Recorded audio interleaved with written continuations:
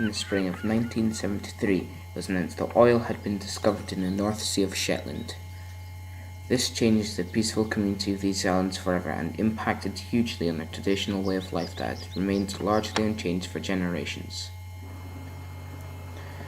The construction of the Sylmvo oil terminal, which was to become the largest in Europe, changed the landscape of these islands as well as its fortunes. Industrial sites sprang up where there had been empty hillsides, convoys of trucks and supply vehicles thundered along newly laid roads, and small villages grew steadily as a result. A sudden influx of workers from the mainland of Scotland, who were housed near Brae, imitated many of the older locals but excited the younger generation as youth culture made its way north. The quiet village of Brae began to bustle with people, and it has continued to grow ever since. This is where we attend school and where the changes that took place here inspired local author Robert Alan Jamieson to write a novel set during the time of the oil terminal's construction. Robert Alan Jamieson was born in 1958 and grew up in the crofting community of Sandnes on the west side of Shetland. He worked at various jobs across Shetland, including a long spell at Sylmvo oil terminal at the height of the oil boom. In the 1980s, he published 2 novels, Sewer Hearts and Thin Wealth, and a collection of poems. Robert Alan Jamieson's latest novel, The Happy Land, is a vast ambitious novel told through many more voices and characters than Thin Wealth, which explores other areas of Shetland's past.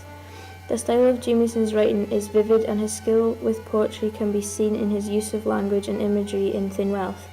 He writes in both English and Shetland dialect and uses both in Thin Wealth, with several of the characters using broad dialect in their dialogue.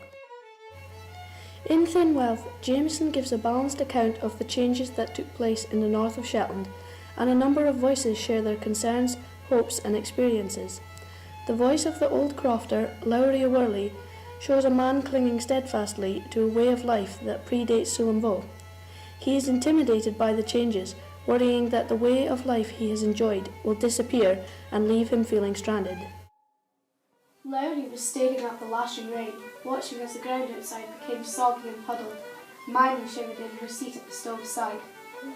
This cold goes right through me. I can't seem to get the hit in my body of air.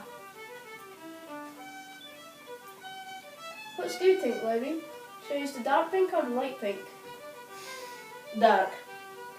Dark it is, Dan. Out beyond the Aishrews cliffs, the Atlantic churned fiercely, throwing up gigantic waves which warned the knowledgeable away. Time dragged. It was a weary time for all. Lowry had occupied himself by digesting the recently announced plans for the Sylmvo development. He was full of it.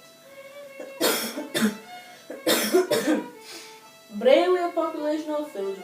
You might have late too. He had nightmares filled with street lamps and supermarkets in the same peony place as he had done his courting. Miney would smile cryptically at his exaggerated horror. She and Lowry often took the chance to stir the other up a bit. It'd be a welcome change for this weary mackin. And after that through fair Yorks, I reckon I'll kill Lowry. Lowry didn't quite know how to take this. She had a look in her eye which he did not recognise fully, despite their long years together.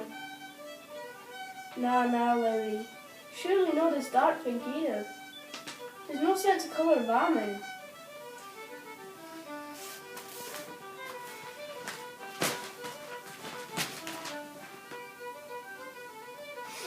Thanks, Lou. Will it ever be the same again? I ken nothing about it, Lowry. I spoke about nothing else this long weary week, and I still ken nothing about it. It'll take its time, like anything else. Nah. Surely not this light pink either. Thanks, Lou. Will it ever be the same again? The crofter's question whistled round his head, demanding an answer, but only time could provide that. In his heart, he knew that nothing ever can be the same, that time only goes one way, that what is built cannot be demolished without leaving rubble and a memory of what it was. His question was not so much would things change, as what would be left when the changes were done. A character with a different view of the developments is young Linda. She is a girl growing up in and sharing the elations of the oil boom years.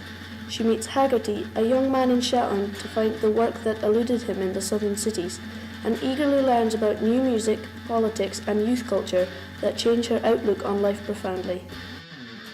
He taught her about the youth culture of the mainland, its heroes and its myths, gave her a taste of the growing dissatisfaction budding into punk. He taught her about Burroughs and Kerouac, Richard Brautigan and Tom Wolfe, Henry Miller, Dostoevsky, William Blake, a strange assortment of characters who seemed to him to mirror something of the mood and intonation of his idle days and intense ways. He taught her about Jim Morrison and Hendrix, Joplin, Dylan. He played her God Save the Queen by the Sex Pistols, the Velvets, Heroin, and the Captain's Trout Mask replica, this and much, much more. But she was eager to learn. At no point did her appetite for knowledge wane. She overdosed on his ideas. Linda's aunt and uncle, Albert and Clemmy, do not share her enthusiasm and see Haggerty as a negative influence and are not used to their niece being friendly with a stranger to them or the Isles. They worry that her attitude will change as a result of meeting him, and they would prefer for the unknown, unruly soothmouther to stay away from their family.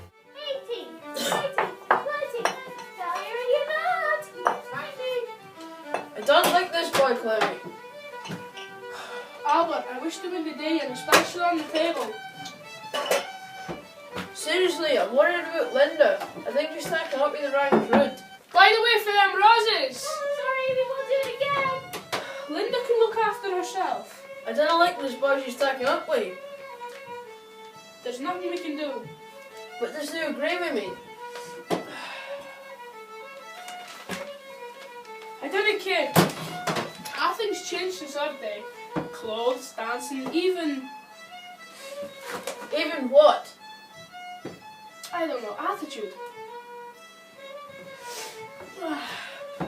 Take time! Through the voices of these characters, Thin Wealth explores the profound changes that took place in Shetland as a result of this discovery of oil and the construction of Solent shortly after. Shetland has prospered since this time, with the oil money helping to fund services and facilities far superior to those the island could have afforded before the boom.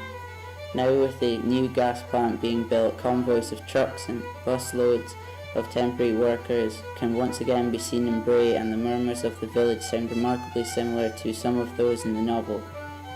Once again, progress is a controversial issue, and it seems that Robert Alan Jamieson's novel is as relevant today as it was when it was published in 1986.